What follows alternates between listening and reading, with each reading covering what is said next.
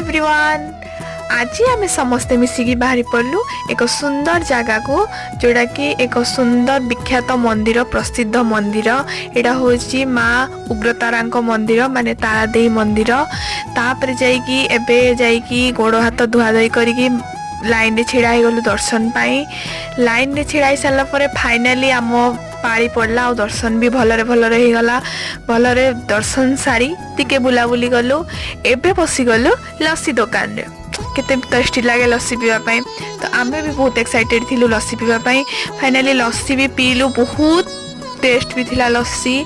आउ तापरे चलिलु, तापरे गला बाटरे एक सुंदर होटल को देखिलु जोड़ा कि आखि पूरा झलमल हो जाउथला। तो बाहरटा जे देखा जितनी सुंदर भीतर तार आहुरी बहुत बढ़िया लगिला। तो एमती बुलाबुली करलु, तापरे घर को। आज वीडियो भल लगी प्लीज लाइक एंड शेयर करिवे।